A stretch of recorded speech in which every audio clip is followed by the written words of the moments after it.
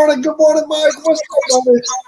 What is going on, Austin? Happy Saturday. And it's a gorgeous Saturday, by the way. Dude, it's gorgeous. Our entire house is sick. Sniffle sick. Yep. Oh, that sucks. It does suck. Yeah. It does. No, I thought I was coming down with a cold or something, but I think I'm okay. I think I just pushed myself too hard this week. I think that's what it is too. Maybe I just pushed myself too hard. We're all sick. Everybody. Nope. The baby, the other baby, the wife, the me. We're all sick. Anyway. We did an at-home rapid COVID test that came out negative. I don't know what's going on. So sure. It's not the Delta. Not the Delta. It's a good old-fashioned cold.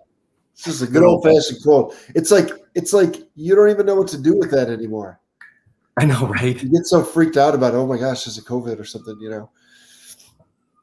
It's interesting. And summer colds are the worst. They just are. It is what it is. But I feel fine. Mentally, I feel acute. I'm good. Just a little sniffly. So if I sound a little sniffly, good morning, everybody. If this is your first time on our live stream, welcome. And we don't always talk about our sicknesses. But what we do, I love that. By the way, that's one of my favorite things about the English language is when you say things like when we do, because then you get to say do. But anyway, one of the things that we do is that we talk real estate. And the format of this is you can ask anything you want to know in any kind of format that you want, and we'll answer it. And so we always bring topics and talk about it. Mike Perna is our CEO, been in the business a long time, like 20 plus years, 21 years. I'm Austin Pothast. I'm our director of sales. We were actually just talking about we're really close to passing our last year's numbers. So we were trying to kind of figure that out before we jumped on the call here with you all today. But anyway, it's a shout out to the families that we're helping, and shout out to the all of our team members that are out there working their butts off and making people's lives better. So anyway, I don't know what the exact numbers are, but we're really close. So anyway, well, I'm going to figure that out, and I'll have it figured out before the end of this live. Okay, I like that. Also, Mike Perna is trying to figure out what to do tonight. So, like right now on the table, we've got comedy club. We've got. I said you should go go-kart racing. So, if you guys have any suggestions around Metro Detroit about what Mike Perna should do tonight, like shout them out, right? Yeah, why not? Like a lot of brains are better than us two. No, you're not wrong about that. I was thinking a little go-kart putt-putt. You were thinking a little comedy club. It's just going to be so nice outside. You should take advantage of it. No, I agree with you. I totally agree with you. Maybe you get out to a park or something. Maybe you get out to a. Yeah. Well, I'll tell you what. I got my run in for the day. So that's. Did you? Yeah. Oh, heck yeah, I did. With this weather, it was a great start. High 60s, or I actually don't know what it was, but it felt like high 60s, which is like almost perfect running weather. So I did knock that out already. Yeah. Okay. Alex, good morning to you. What's up, buddy? Julie, it's like I think she means the Cleveland Indians. I don't think they're the Cleveland Indians anymore, are they? Oh, like that just Zinga, Julie. Go watch the Guardians is what you meant to say. Anyway. Yep. Okay. You brought up a really interesting stat as we were chatting this morning about what we were going to talk about. So what was that stat? Talk about it. And actually, I just read this in the Morning Brew this morning. So from the peak in 2007, where we peaked out on home values before, to right now to last month, home values are up 6%. So how much? Sorry, you broke up. Oh, so from the peak in 2007 crash, right? Pre-2008, 2009 crash. From the peak of 2007 to last month, home values are up 46%. So if you would have bought at the highest of the high in 2007 on a national average, like on a macro scale, right? Mm-hmm. When I say macro, I'm saying like the big national picture. Micro would be like either like regions, or you can even go down to like the neighborhood or city level.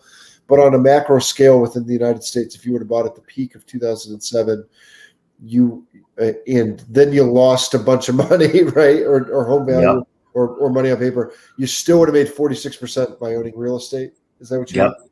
Okay. Still would have made 46% gain. which is That's amazing. incredible. That's kind of an incredible number. What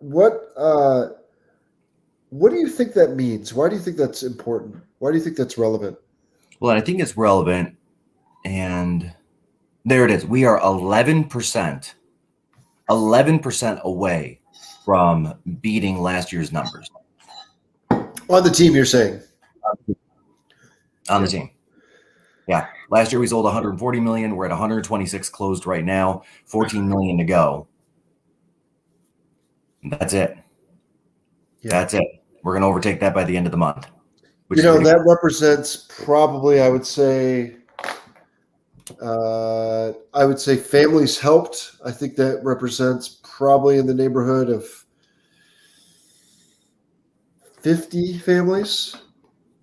It's like we're 50 families helped away from beating what we did last year.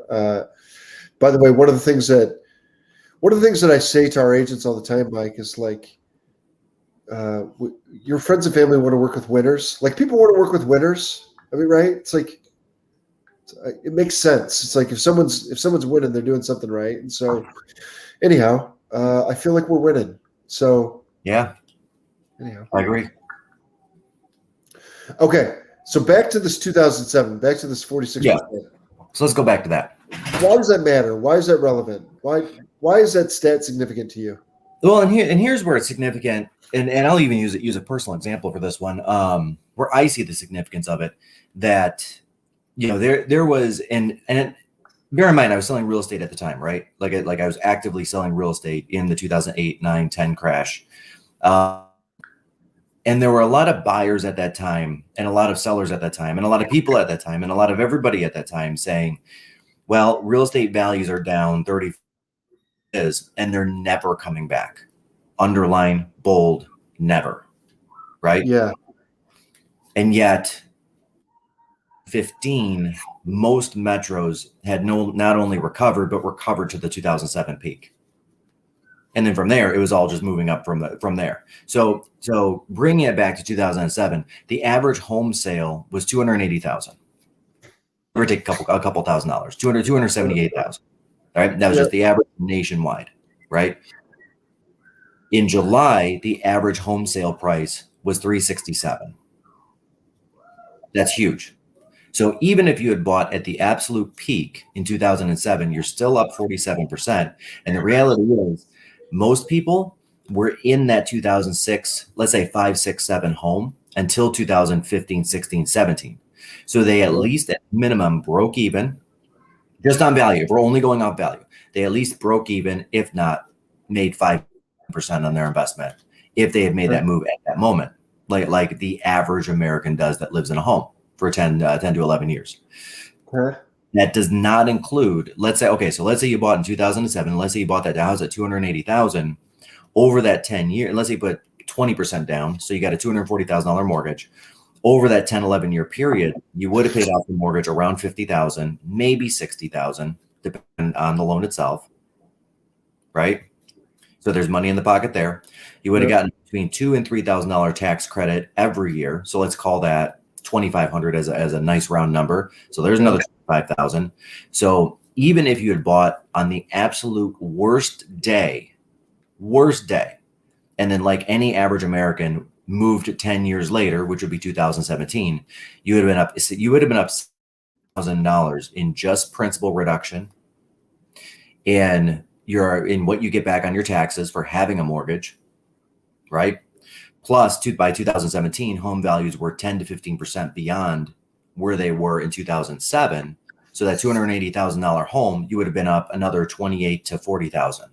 So even if you bought on the absolute worst day and just lived in it and created memories and had a family, the normal everyday things, and life just kept on passing, and you didn't give a second thought to real estate, you'd be up over $100,000.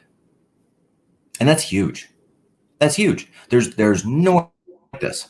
Seriously, no other vehicle where 100% of the time you make money over a long enough period of time.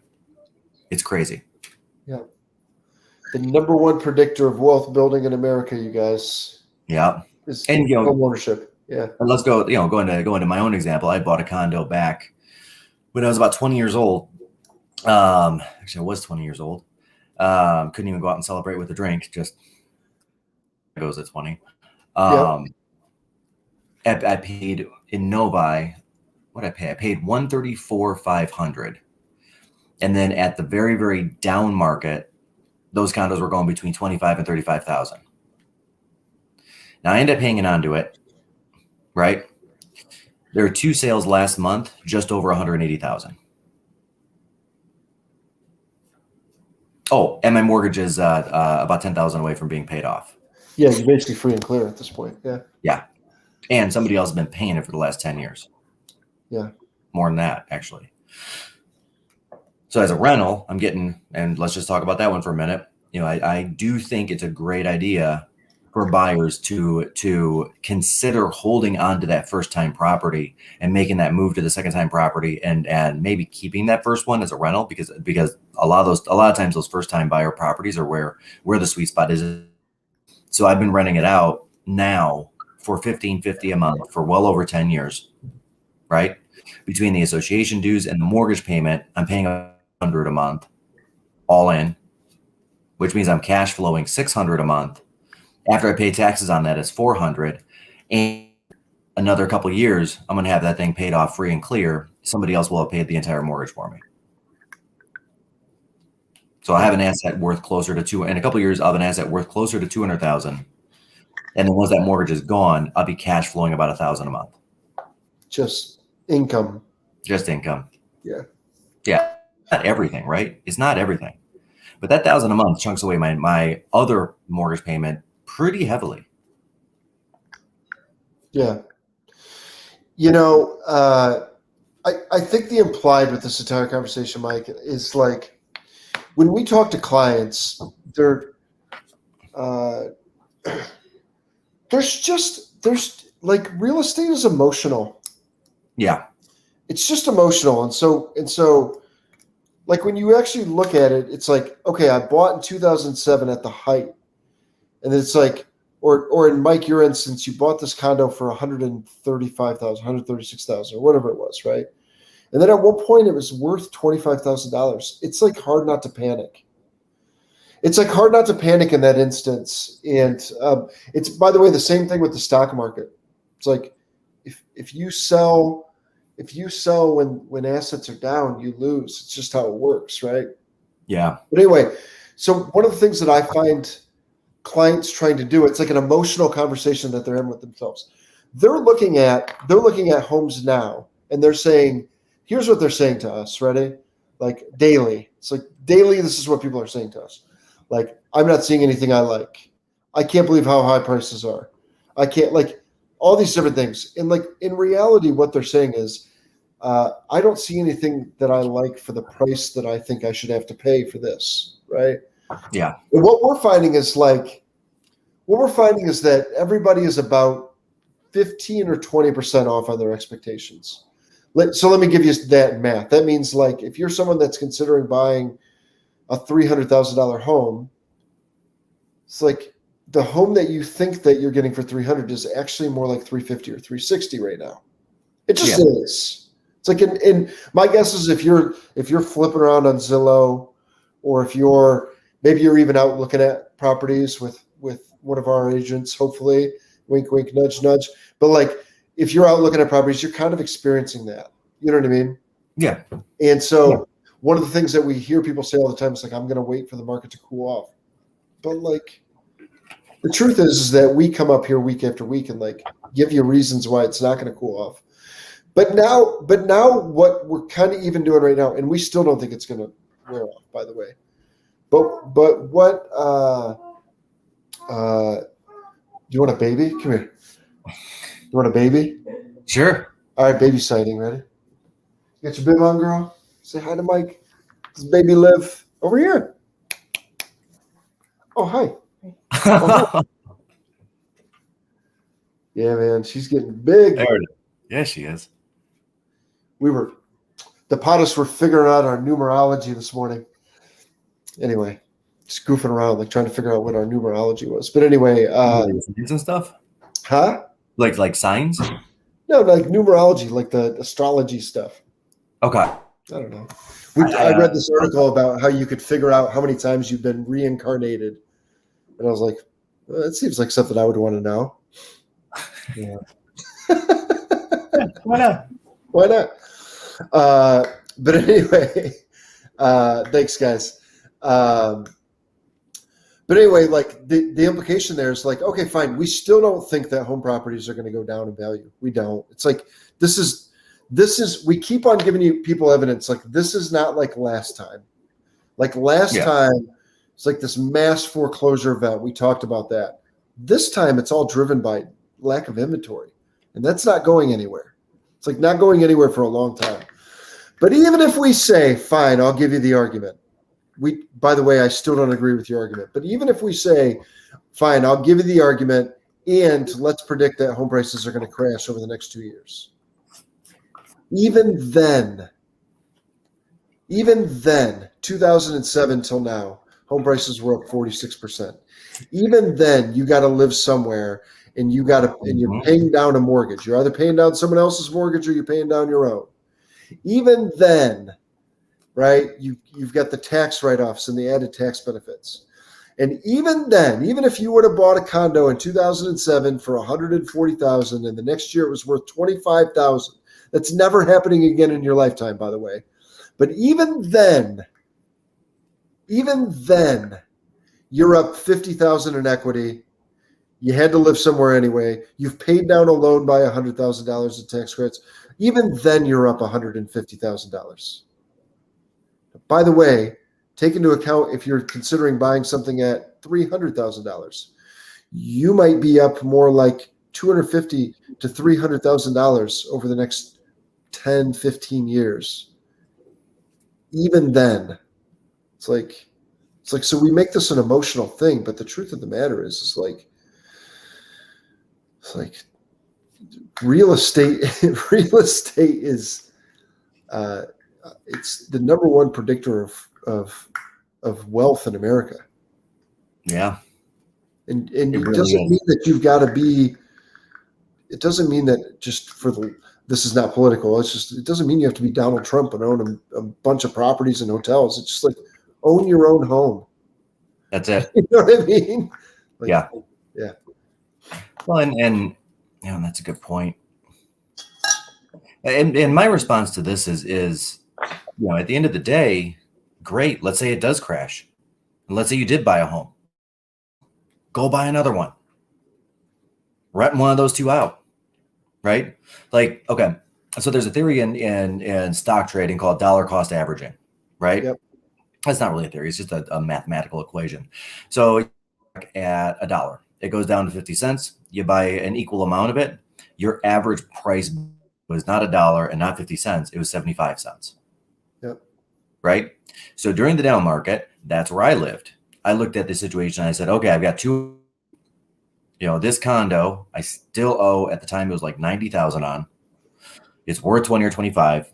I can go through and do a short sale and get out from under it like a lot of people did. And that's not the wrong answer. I'm not saying that at all. The situation is different. For a lot of people, that was in fact the right answer.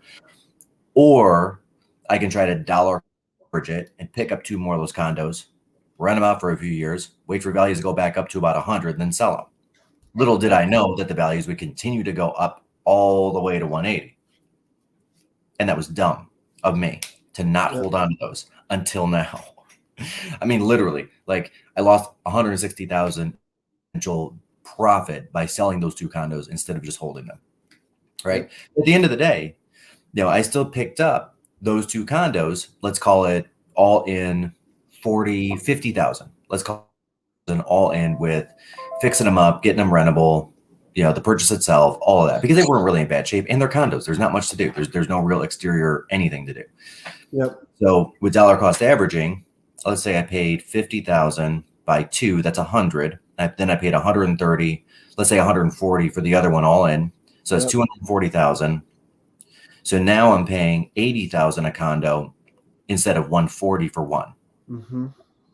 I'm bringing that average way down. Way down. Sold them at 100 each. I mean, come on. I've got what I made on rents, what they paid down on the mortgage. Hey, Marianne. And then I'll put that up in a minute. That was out of nowhere. Yeah, sorry. I was responding. Hi, Marianne. Yeah. So the profit amount was almost the entirety of that first condo, and it was in excess of what I lost on it. And that first condo is back up to 180,000.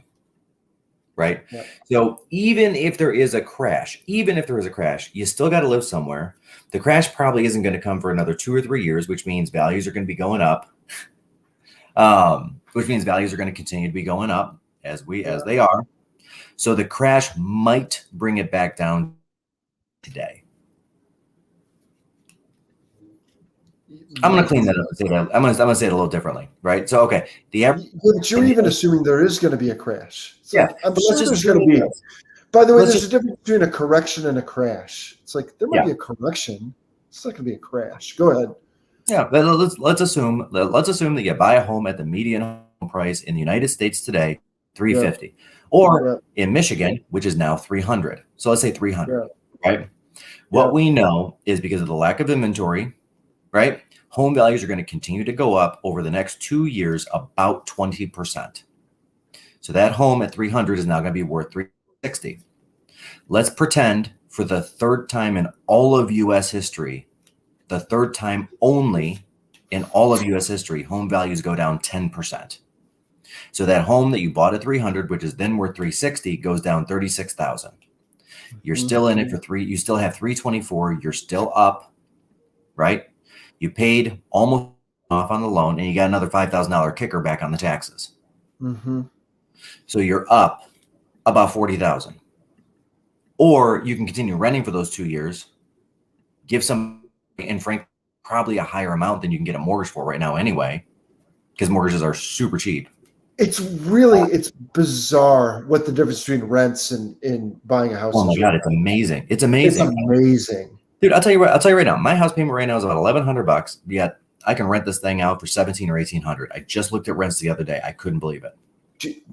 Mike, I've been looking at some properties close to my house, and like for 20% down on a mortgage with an investment property mortgage. So like we're talking higher interest rates here. It's like I could buy something for $1,500 a month and rent it out for $2,000. Yeah. It's like, I mean, $2,000 all day. Yeah. Like people that are, Yeah. So I guess my question goes to, again, and I did a video on this. It's on the YouTube. I'll see if I can find it and throw the link in there to take a watch. Mm-hmm. One of the only 3 things that could actually cause a crash are interest rates going up. Mm-hmm. Right? Now, if interest rates go up and home values go down, what actually happens to the monthly payment? It will actually go up. And the reason I know this is because at 4.25%, at 23% lower home value a little bit over a year ago, payments were higher on that smaller loan amount. Today, 2.85 to 3, payments are lower on the big loan amount. I don't know if this is an actual rule of thumb, but it's something that I've observed. Yeah. It's like 1% of interest rate is about 10% of equity. So I'll say it a different way. Ready? Like if you bought something at 300,000 and you got it at 3%, it's the same as buying that home at 270 at 4%. Does that make sense? Or it's like you gain 10% of equity just on your payments, just on interest rates. Yeah. Right. Now, the government has given and the markets have given no indicator that we're going to experience any kind of boost in interest rate. But I also read an article this week, Mike, that there's never been a larger spread between interest rates and inflation ever in our history. No, it's like there hasn't been. All things point right now to interest rates increasing at some point. Yeah. And I mean, it's going to happen, right? Like, it's going to happen because interest rates cannot be this low for this long. We had And to be fair, they should have been at 4.25 over these last 4 years. And this is just basic economics. They really should have been around 5. Yeah. And this is not a political statement at all, and I don't want anybody to take it this way, but Yeah. we have an administration currently that will follow a more traditional approach to economics, right? And Yeah. because we've got Jerome Powell, we've got Janet Yellen, we've got those two kind of operating in synchronicity, looking at the inflation rate and saying, okay, we're going to keep these interest rates lower now. But once inflation gets under control, Q4 of this year, which is already starting to come under control, but once it gets under full control, Q4 of this year, at that point, they're going to start raising the interest rate. And the reason why is because they follow the bread and butter, tried and true method of economics. And I cannot remember the Fed chair that really, God, it was during the 90s. He really, really galvanized this. Greenspan? That sounds right. Is it Greenspan? That's a guy. Alan Greenspan. Yeah, Alan Greenspan. That is right. So Alan Greenspan put out there that interest rates are one of the 3 things that the government can do to throttle up or throttle back an economy that's either super overheating or underperforming, right? And it's true. It's absolutely true. And so the thought is during the good times, you incrementally raise it because you don't want these big waves of the economy. You want a very small bandwidth, little waves. And interest rates will temper back the big spikes. And then by having a higher interest rate and then dropping it, you can pull up the bottoms. All right. Yeah. This current Fed chair, and both Jerome Powell and Janet Yellen believe in that. So as soon as inflation under control, which is happening right now, interest rates will be going up. Because we've got this administration for another 3 years, and they're going to follow these economic policies. Mm-hmm. It's not a bad thing. It's not a good thing. This is not a political commentary. This is just what it is. It's just what they do. It's the tug and pull. That's all it is. It's like, I don't know what year economics you learned this, but it's not. You're gonna watch Vivo? It's not grad school. Okay, this is like second year economics lessons, like maybe first year. It's like tug and pull, interest rates and inflation. Anyhow, yeah, it's interesting. I don't. Okay, so what happens if interest rates increase? All right, so if interest rates increase, what happens? Yeah, when interest rates increase, and they will, the super overheated real estate market will start letting off a little bit, right? Yeah. And actually, we talked about another YouTube link out there because I went into pretty extreme detail on our July update. Let me grab that one. There it is. Wow. Big change.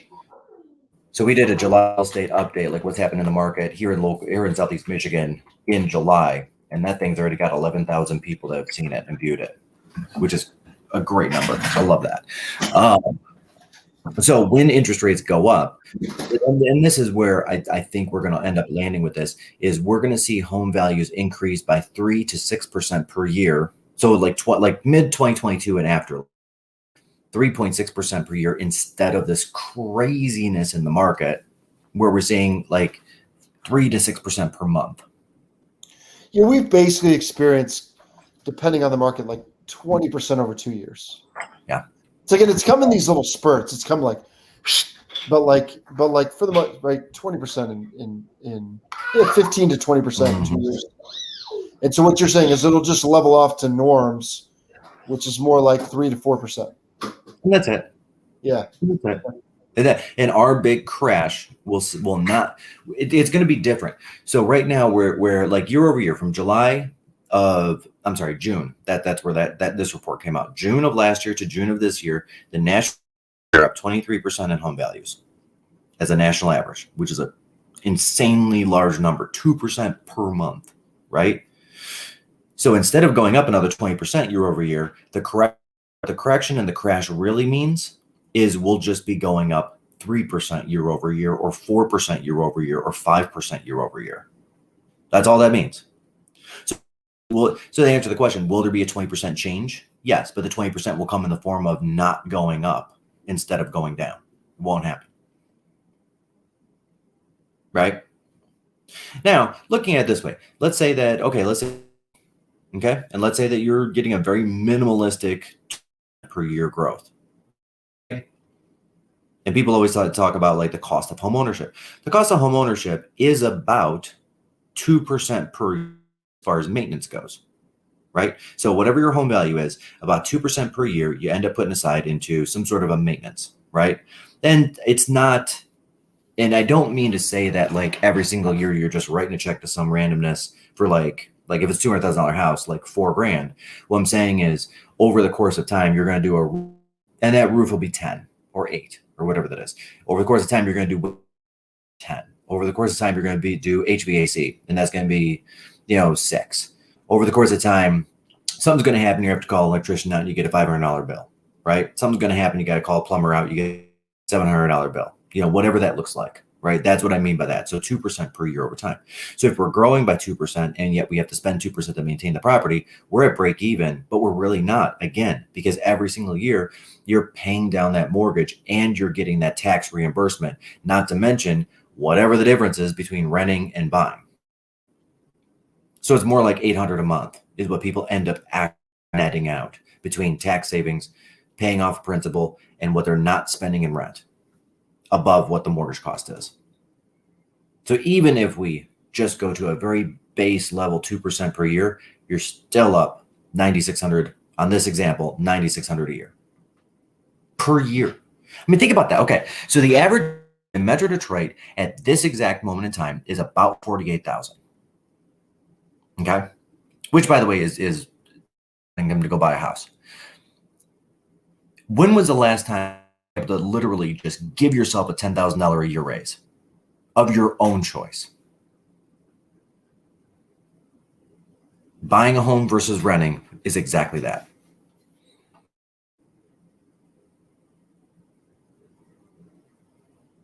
Oh, I'm over here talking. I had it on mute because Ace is in your playing. All right, got it. Yeah.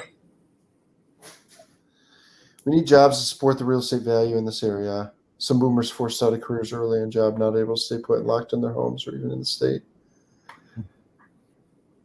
Yeah. But the good news is those jobs are, at least in Metro Detroit, those jobs are either there or they're coming back, which is awesome.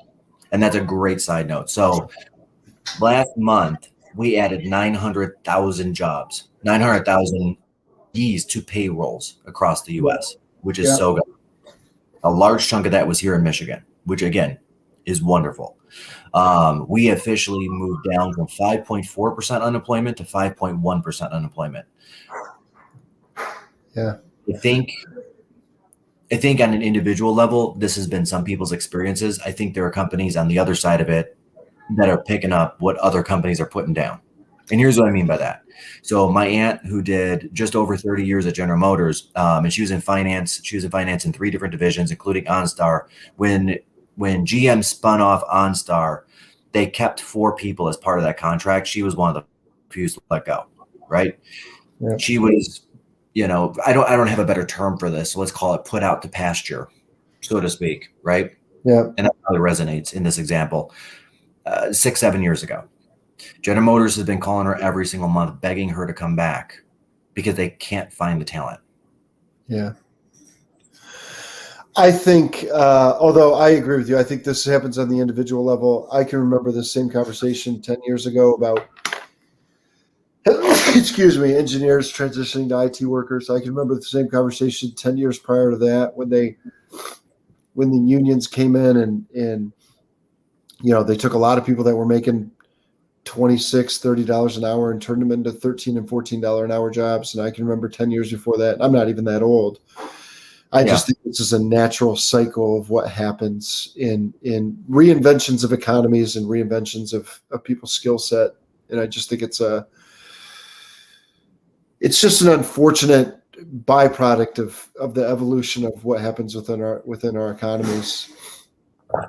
Well, let's speak to that for a little bit. So that's very interesting that you mentioned that, because I didn't even think about going this, and I read this years ago. But there was a study conducted somewhere in the early 2000s, and they had gone through and took periodicals and articles essentially from every generation. And what they found is from the 1860s on up, every generation has experienced exactly this. Yep. And every generation has also had a very same answer to the question is life changes and people are either going to change. Yeah. And then here's what I mean by that. So before the 1860s, we were a very agrarian culture, right? I mean, the Industrial Revolution was barely starting in the 1860s, and where it was starting was in England, not in the United States, right? United States in the 1870s, and then things changed. And then we became a major exporter nation because of our kind of ramping up through the 1860s, 70s, 80s, and 90s, right? And there were people that decided not to move towards a city and get into that environment, and they felt a little bit left behind, right? And the next generation, again, we became one of the big finance centers of the world in the early 1900s, right? We had New York, we had Wall Street, we had all those things happening. And so there were a lot of jobs that were created there, but not enough jobs, right? And then we went back to industry in the 40s, 50s, and 60s.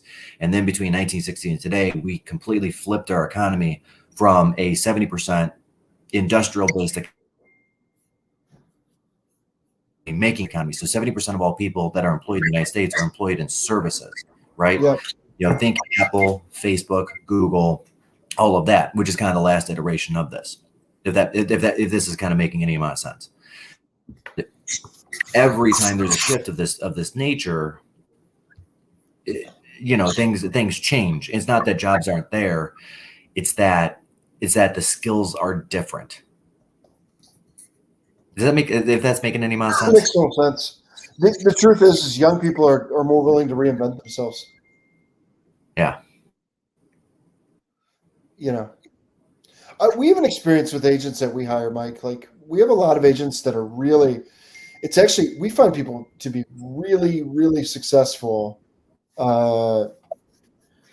find people to be really, really successful to go, to switch careers and like come into real estate. It's like I find real estate agents and by the way, we have young people that are really successful too, Mike, but we find real estate agents that like have some life experience, have bought and sold a few of their own homes, that have kids that they're getting through school, or like maybe they already have. Like we find that we had people make great agents, but some of this is like it's a willingness to reinvent yourself. Yeah, and Suzette, and I'll say this, and I agree with you, and I also want to throw a little asterisk on it. It's not just boomers. You know, I've got a personal friend of mine. She's 38 years old. She's now gotten squeezed out of a couple of different, let's call it jobs or companies, because that industry, that market is changing. I mean, and you know, she's college degree, she's white collar, she's things that on a CV or on a resume looks great for her industry. The problem is her industry is shrinking. And so now the question is, okay, do we go back for a master's degree, or do we that, you know, the value of my current skill set has been moving down? And that's the battle. And I gotta be honest, I don't know what the right answer is. I know goes back for a master's, she'll be able to boost her income 30 to 50% straight out the gate, just because that's what in her fields, that if she goes for the right master's, that's what that's going to look like. But again, you know, she's 38 and she doesn't want to invest, 2 to 4 years of time. Now, my answer to that question is 2 to 4 years are going to pass no matter what. You know, might as well throw 5 to 8 hours a week towards a degree. But again, that's just my opinion. I'm not actually the one or putting the time in. I'm away from things like family with which to get the degree. That seems like so hard to get a degree. Why, man? It's my wife did it. Yeah, she got a master's degree while she was working. She did the executive MBA program at Michigan State. It's like, well, that's awesome. It's a lot of work. Well, and that's a great personal experience, personal example. 20 years ago, like when and Austin, when you and I were kids, like an undergraduate degree was good. It was fine. It got us where we wanted to go. Yeah. Right. But in today's world, to your point, for Nicole to get to where she needed to or needed to get to with her career, there had to be a secondary degree of some sort. Yep. And I could be wrong, but I don't think I am. Yep.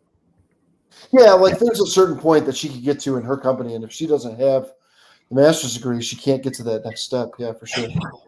Yeah, and well, we saw immediate payoff as soon as she got it done. Yeah. Looking for, I had scrap paper. Maybe I don't. Anyway, there's a point I want to illustrate, but I need a piece of scrap paper to do it.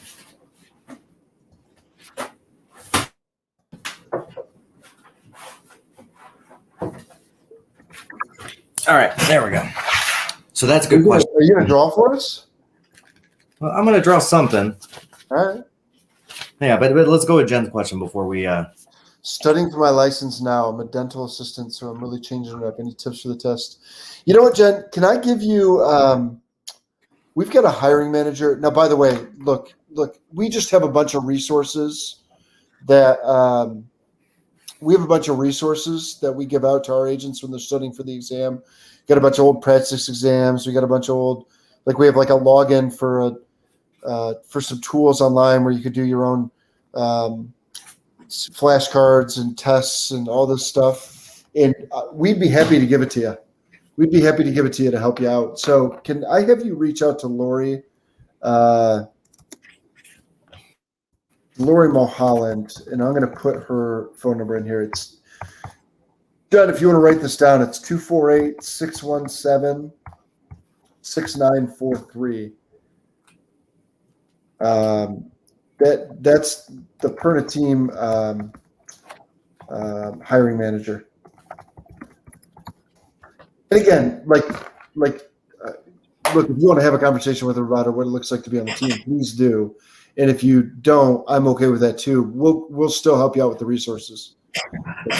I have no problem helping you out. I believe in it. So anyway, is that cool? Just text Lori, Jen. There we go. All right. Whoa, so look at this. So there we go. Yeah, so she's using a program called Aceable Agent. Yeah, that's a pretty common program. Yeah, we have a bunch of practice exams and study materials that can help you with that. So yeah. Anyway. Yep. Okay. All right. This looks like a Gary Keller drawing. It is totally a Gary Keller drawing. Yeah. I got one up here that I went and saw him live, and I snatched the piece of paper. Did you really? Yeah, That's he awesome. was just talking about the future of kind of technology and data and all that stuff. But anyway, go ahead. Let's take a look at that. So in life, we used to have 3 basic phases, right? We used to learn for a while, whether it was 18 years getting through high school or 21 or 22 years getting through university, whatever that looks like, but we would learn and then we would stop learning because then we would start earning and we would gain some on-the-job experience. Of course, our skill set would move up and stuff like that. But at that point, we'd stop going to school, right? And I'll use my father as the example, working at General Motors in the factory for 37 years. Once he was done becoming an electrician and done studying and done doing the things, it was earn. You know what I mean? The licensure and the degree or whatever that is, engineers are the same way. Once you have it, you're done. So you earn. And then you spend a lot of time earning a week, whatever that looks like, for several decades. And then after that, and then you have life, live, you have fun. Retirement. Right? Yeah. Yeah. But that's not the way it is anymore. This is what life actually looks like today. You need to keep on learning and changing and growing your skill set all the time through the entirety of life. For most people in today's world, that also means they're going to be working their entire life on some level, right? My uncle Rick, for example, where, and again, he was a pipe fitter with General Motors for over great income, great job, retired, and he supplements the income by working 2 days a week at a golf course, which all that work. The guy's like, hey, you're up next. Okay, you can go. That's what he does, right? The starter, that's what they call him. So, but, he's earning his whole life, right? But he's also having fun and enjoying experiences through his whole life. Because there's a good debate about this. There's a great Facebook group I would recommend everybody to join. It's called FI, Choose Financial Independence, but it's a letter F, the letter I. It's like a spinoff of a Dave Ramsey, and it goes a little deeper. And it's a very active Facebook group. And there was that where an early 20s kid was talking about like here's his investment strategy to get to this level. And it left him with so little dollars to actually live his life. I mean, and I'm all saving money, pumping up 401ks, pumping up SEPs, pumping up Roth IRAs, all of it, right? I'm all about this. Everybody knows that. And at the same time, he was winding himself so tightly on the income. And then there's a guy in there that's 50 years old saying, hey man, I did the same thing and I was able to retire at 45, which is cool, but I also missed 20 years of my life. Yeah. I couldn't even go on a vacation with my kids. Yeah. Like we just didn't do vacations for 20 years. And all those life experiences were gone. Now this guy at 50 years old had also not only had the first job, but he went and got a second part-time job to again keep on bumping because he had this hardcore goal to retire at 45. He achieved the goal, but he missed this. And now his children, going back to this, his children are grown up, so he gets to have fun with the grandkids, but he missed his kids' games. You know what I mean? So we've got to be like, what's the point? Right. Yeah. So I feel like this is a very apt description of what life looks like today because it's changing so fast, so rapidly. I mean, think about this. The iPhone came out only 15 years ago, 2006. Mm-hmm. Think about that. Like we have a computer in our pocket today that is 1,000 times more powerful than the computer that landed us on the moon. 1,000 times more powerful. This is how life is changing. Just blink of an eye, right? Then this is why we got to keep on with the learning and the skill building and the skill set moving up. And we got to actually spend a little bit of time. And I'm not talking about worrying or stress. I'm saying spend a little time, maybe every 6 months or so, and just sit and have a think and say, okay, this is my career. What do I see happening in the next 1 year, 5 year, or 10 years in this field? Great. What are the actions needed to ensure that I either keep the job, have a job, or potentially change to a different field? Yeah. Spend an hour twice a year thinking about this. Say it again. Yep. Spend an hour every 6 months or a year thinking about, okay, this is where my job is currently at. What changes do I see coming that I need to make to either keep the job, increase the job, or be considering looking at a different field preemptively? And if that's the answer, if my field is shrinking, then what do I need to start working on today to ensure I'm not obsolete in 5 years?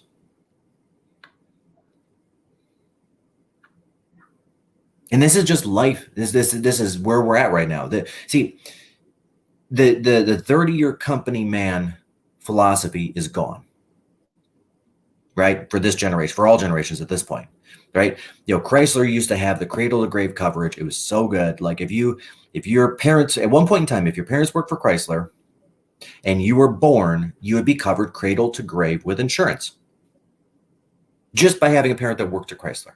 All of this is gone. Right? The 30 years and out is gone. You know what I mean? People don't graduate high school, go work for General Motors on the line like they did in the 70s, unfortunately. And then 30 years later, they walk out the door of General Motors, the same door they probably walked in, and then they're done. It just doesn't happen that way anymore. Life is moving too fast and life is changing. That's the problem. But this is the solution, right? Because with every problem, there is also a solution.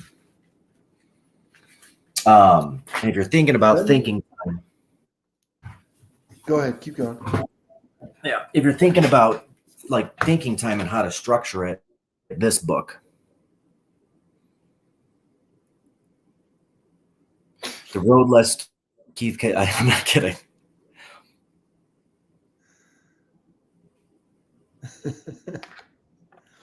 The Road Less Stupid. And I'd never heard of this or this guy until actually Gary had him on and got to interview him for a small group of us. I mean, I'm gonna tell you, like I think of the word like rascal or like crotchety, right? So Keith Cunningham, I believe he's in his early 80s now, and he's burned down more companies and he's started more companies and he's lost it all and gained it all more times than I have the stomach for. If I were him, I would have given it up. But the one thing he learned about was what he calls thinking time. And he has a very specific structure. He does it 45 minutes to an hour every single week. And it's about his companies, the idea about the future, about the past, about mistakes, about moves. And that's literally what he does is he has a chair and he has his note cards and his pen and he has his system 45 minutes a week to just sit there and think with zero distraction, no music, no outside influences, nothing. And it's so good. And I've been kind of following this roadmap and this has been working very well for me. I would highly advise, grab the Audible, especially because he is like 80 some odd years old and he is raspy and he is cranky as all cranky. And he does like to yell every once in a while. It's kind of fun. And it's just a great book. It's just a great book. But talk about a guy that's tried to reinvent himself and then failed on multiple occasions and back from the failure. It's very inspirational. Yeah. So have you done any of these exercises? Like, what have you come up with?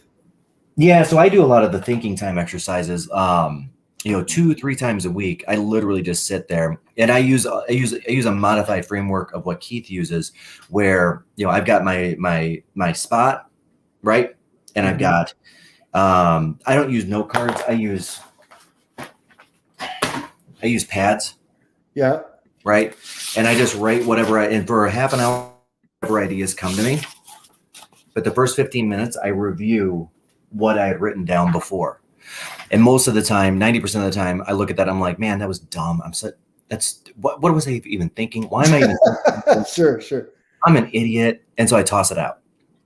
Which he postulates that's a lot of the reason why mistakes is we don't spend enough time thinking about them, putting it down, and then coming back a week later and thinking about it again, being like, oh no, that was not a good idea at all. God, you know what you're making me think of too? It's like I do this constantly. I just don't write it down. And actually, I take that back. You know what I do? Nope, I take it back. You know what I do? Are you putting the notes section? I just put a little different. Mine's ongoing. I have a text message chain at all times to myself. Yeah. And I just write down little things that I'm thinking, and I'll go back and scan them and go, God, I need to talk about that. Or, it like shapes the way I think. I keep an ongoing text, but yeah, you're doing it that way. I'm doing it via text message chain. Yeah. And I'll tell you, it's really helped me avoid, because it's funny. He postulates, and again, book, totally get it. He postulates that you can avoid 90% of major life mistakes if you just think about it a little bit longer. Because one of two things will happen. Either the idea will be tossed because it's not a good idea, and that's okay. Everybody has not good ideas as well as good ideas. Or the idea needs to be researched a little more or thought about a little bit differently, or more questions need to be asked by somebody who maybe have done that idea before us to see what their experiences are, so we can avoid the car crashes of that idea itself, right? Not necessarily is he saying you think about an idea and then you toss it. You come back and you think about an idea, but by putting it down for a week, you can think about it in a different way, and maybe that idea even gets better. So with our YouTube videos, I spent a lot of time on this over the last couple of months, using that hour time, that block for this. Like, how do I get to the best YouTube video? What does this look like? What are the formats? Who's come before me? What have they done wrong? Yeah. It's very purposeful, but it works. And I know it works because, we've got 130,000 hits this month on our YouTube channel. Yeah. You're excited about the YouTube channel. I'm kind of proud of it. It's kind of been my baby for a little bit. Then your baby. Yeah. Hey, Mark, how you doing? So, Mark. There he is. I talked to Mark, trying to figure out, should we buy a VRBO in Naples? Yeah. Yeah. The answer was not really. Well, the answer was, if you're doing it, you're going after capital appreciation, not cash flow. Yeah, that's different. Yeah. I'm summarizing a much more intricate conversation, Mark. I don't mean to undermine all the knowledge bombs you dropped to me, but he dropped knowledge bombs. Really, if you're thinking about moving to Naples, Mark's the guy. Really smart guy. Well, and he's the guy because anybody that will give you advice that's best for you, but he makes less money from, less of an income, that's the guy. That's the guy. Do the right thing by the person, not by himself. Isn't it funny how that works out? If you just, I got to roll this. If you just do the right thing for the people that you're talking to in that moment, just be honest. I actually had this conversation with somebody yesterday. They were like, "Oh, how do I deliver this bad news to somebody?" Or like, "How do I deliver this to somebody?" And I said, "Well, do you like things out of like when somebody's talking to you, do you like them to be honest or do you like them to sugarcoat fluff?" And they go, "No, I want them to be honest with me." I go, "It's like for the most part, people just want you to be honest." It's like it's like, by the way, you can't go wrong just being honest. And anyhow, you don't have to remember anything. You don't have to it's like you just be honest in that moment. Yeah. I think for the most part, people want to know, and they want to know as quickly as possible, which gives them a time advantage to think about the next thing. Yeah. Versus sitting on it and waiting on it, and then a couple of days go by, and then something else happens, and like this happens where a deal falls apart. And I've seen other agents do this where a deal's falling apart or does fall apart, but they're so afraid of the seller's reaction or so afraid of the buyer's reaction or whatever that looks like, they put it off for a week. Mm-hmm. Which only makes the problem worse because let's say over that week, that person had made the action to do the deposit for the movers of $2,000. Well, those deposits are largely non-refundable. That's why it's a deposit. You're cementing that person's time, and should you not use that time, the cementing of it has a cost itself, right? So by waiting that week, let's say to say this real estate deal fell apart, now that client brand. And this is why we always cut to the chase and get to it fast. It may not always be great news. It's real estate and it's people, and there are bumps along the way. It just is what it is. But as long as we get to it fast, out what the next actions are very quickly, and we can actually fix it. Yeah. I had a deal that fell apart. It fell apart on inspection, but because we got to it fast, they were able to get out of their next home purchase without losing their deposit.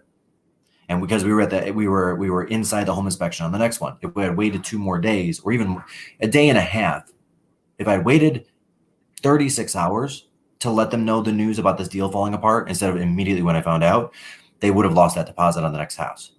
Now we're under contract and they're going to move forward on another great home, and they're happy and they're fine. They're achieving all of their goals. Did it suck that fell apart? Yeah, but it would have sucked if I waited 36 hours longer and they would have lost a $5,000 deposit. Yep. It's like things don't age well. Be the person you would want someone to be for you. Yep. Things don't age well. It's like just have the conversation. Yeah. Have it. And that's it. And for anybody that's real estate or any sort of a session, I think the fear is we're going to lose the client or whatever that is, whether that's real estate or car sales or any of that stuff. But the reality is the client really just wants fast honesty. 9 times out of 10, that's what they're looking for. And the other one, don't worry about those guys. Don't worry about those guys. So, and I'll take that, and I'll use my own personal example. When I was going to get my next truck, because of the computer chip shortage and because of Corona shutting down factories and all of that, it came 7 months after my other truck had to be turned in, right? But because my guy at my dealer from before literally just said to me, "Hey man, you're between 6 months and a year. You just need to know this. Make preparations." I was preparations. Yeah. And when I did get said truck, I went back to him to get it. Because he armed me with the information necessary. I actually had a vehicle instead of no vehicle whatsoever.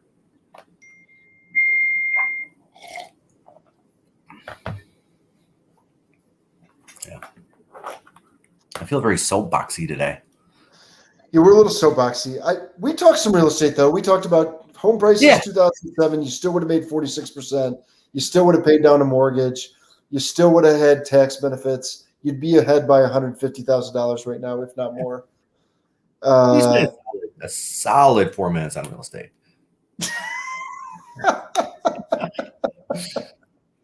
It's a good point though. It's like people ask me financial advice sometimes, like as it pertains to real estate. It's like it's so much bigger of a picture than that. Yeah, it is. It's and by the way, we're all on this path to self-mastery. That's what we actually talked about today. It's like we're all on this path to self-mastery. It's like, you know. And leaving somebody with this. I got a couple of that are in that let's call it 50 to 65 range that have had to reinvent themselves, going back to Suzette's comment. And they've gone back for degrees, or they've gone back for whatever education, right? Which in every one of those 5 or 6 cases, there has been a double benefit. One of them being personal fulfillment. Yep. Like literally, like, hey, I went and got a master's degree and I'm 60, or whatever that looks like, right? Just that feeling of accomplishment that comes with doing something worth doing something that's not easy, doing something that's not, McDonald's drive-through, something that actually takes some time, some energy, some effort, maybe a little bit of grit, right? And then the second is what they were able to show and exemplify for their own children and further their grandchildren. Yeah. And I've heard every single person mention both of those things to a T. Not one of them has excluded either one. I was a role model for grandchildren, and I accomplished this, and it gave me this sense of confidence and accomplishment. Yeah. But Mike, I'm even more direct. We got a couple of people on the team that are in college, like, they're doing different jobs for us. I'm straight up with them. I go, you drop out, I'll fire you on the spot. Yeah. And it's not that I don't love you. It's just that I love you enough to be the person to push you a little bit harder to stay in school, even if it takes you, 8 years to accomplish a 4-year degree. I don't care. Yeah. It's like the things that you learn with furthering education. I mean, don't get me wrong. They have something to do with whatever field you're going into, but I actually think they have very little to do in the grand scheme of things. It's about all those other things and about setting yourself on a pathway of making yourself better at all times. Anyway. Yeah, and it is. And, last part of that is, I always get on there. The college is not always everybody's path either. I don't want this whole conversation. Sure. I mean, right now we are at a 2.5 million human deficit in the contractor field, right? So we've got several issues with home building. Okay. Issue number one, of course, we got lumber prices, which have finally come back down. They were triple what they were at the beginning of the year.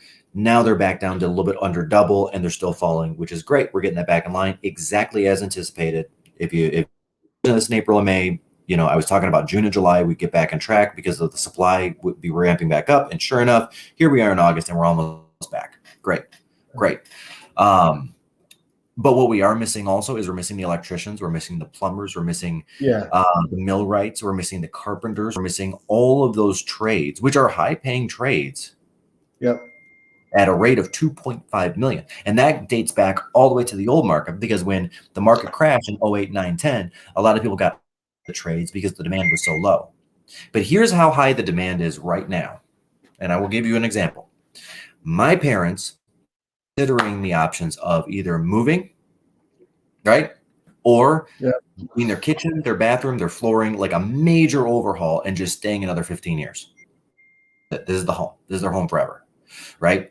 They have now decided that that's what they want to do. Okay.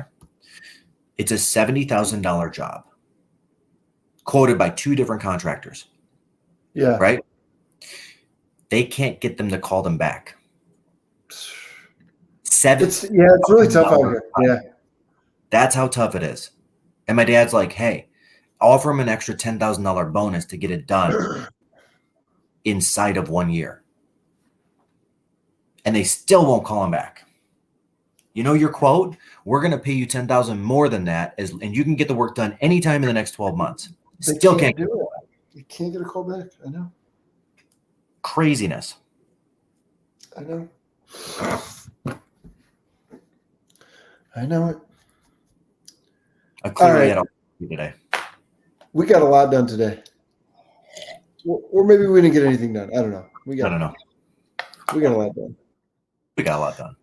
Did anybody have any suggestions on something for Mike to do tonight? Nobody? It's like we came up with go-karting, and we came up with Comedy Castle. What's up? Yeah. That's it, guys. I don't know, maybe something outside. We'll see. We'll see when we get there. Dude, I almost feel like where could you go where you could like get some food on the water? Well, one thing I'd like to do is actually, my plan after this was to get a little rock climbing in if I can. Do it, man. I love it. Yeah. That's awesome. And I looked before the call, and they've got openings. Planet Rock is like 2 miles away from me, which is awesome. Yeah. And I picked up that year member. So I'm like, why not? Go over there from like 1 to 3. Go climb a couple hours. It's awesome. Go do it. Yeah. All right, well, let's get out of here. Let's end on this. I always love to end on gratitude. We're so grateful for you guys hanging out with us. We're so grateful for the families that we serve. We're so grateful for the families that we serve that work with us, in our team members. Yeah. And look, it's like, man, I just think we're the luckiest people on earth. Like, we get to accomplish everything we want in life just by helping other people accomplish what they want for their families. I don't know. I just think that's the coolest thing. And not to be hippy dippy, but I think whenever you can position yourself to do that, you're winning. So anyway, super appreciative. On that. Yeah. And I'm going to go pound some orange juice and take some vitamins and some Tylenol and hang out and watch Netflix today, even though it's beautiful because I'm sick. So here we go. Do it, man. Enjoy it. Okay. All right.